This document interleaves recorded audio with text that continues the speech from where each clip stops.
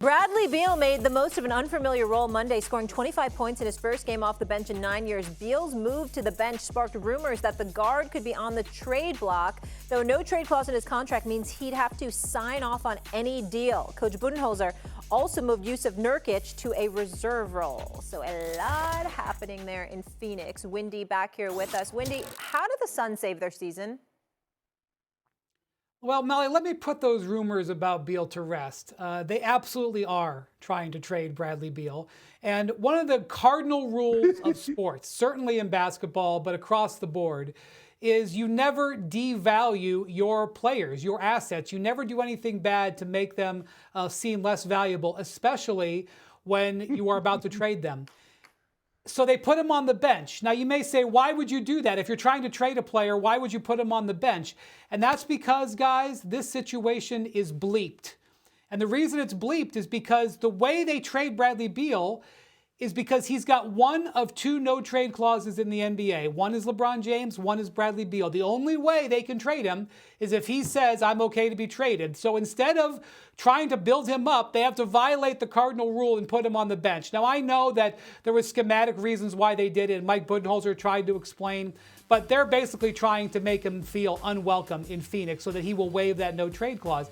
The player they want to trade him for is Jimmy Butler, but the Heat don't want Bradley Beal. So the only way for the Suns to get Jimmy Butler is to find a third team that not only would take Bradley Beal, because he's got 2 years and $100 million and is playing so poorly that they've got him coming off the bench, and then that team that would maybe take him has to take him where Beal would waive the no-trade clause. And all of this doesn't even take into account that Kevin Durant has 1 year left on his contract. And if they can't thread that needle, then you have to start worrying about that on the horizon. Can we be honest about something?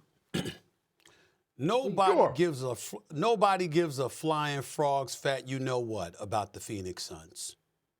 We don't care. The fact of the matter is, when you look at the Phoenix Suns, we know that Devin Booker's a stud, and he appears to be a life in Phoenix. They love him dearly. He's the prodigal son. That they got a superstar in Kevin Durant, who is a superstar, and they got a guy in Bradley Beal that they don't want and most other teams wouldn't want because they don't want to pay him the number that comes associated with him. And it's not just because of what they believe to be his absence of production, is because I think Bradley Beal can play. The problem is he's been perpetually injured, and he hasn't really played in too many meaningful games in Phoenix Suns history. Now, if you guys would remember, far be it for me to bring this up, but I was called the clown by Mr. Kevin Durant, if you recall, early in November, because I had the temerity, the unmitigated gall to point to his leadership as lacking.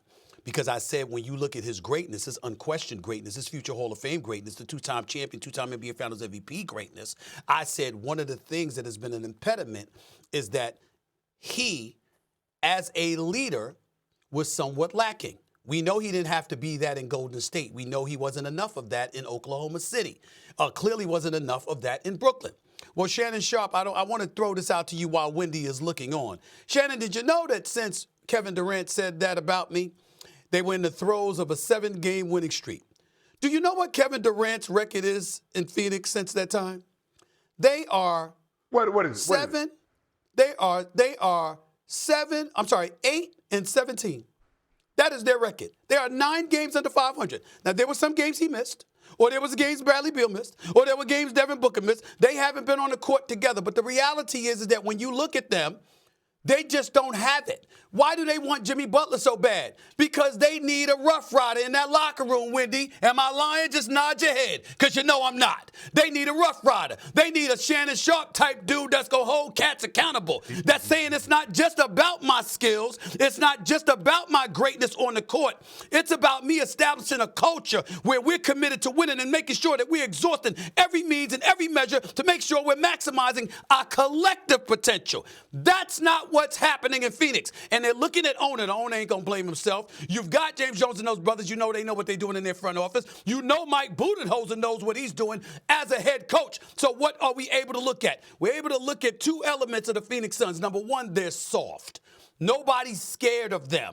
They believe that you can engage in physical play with them and you could submit them to some degree. That's number one. And number two, who's the culture changer?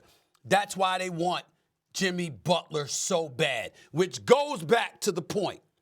Evidently, this clown has an idea of what he's talking about when he talks about lack of leadership. And I'll leave it at that. Wanna try to boast at what I look like. Keep them down, try to wear, I pull up all brains. Jimmy with the heat, I'm on fire. It's NBA over here,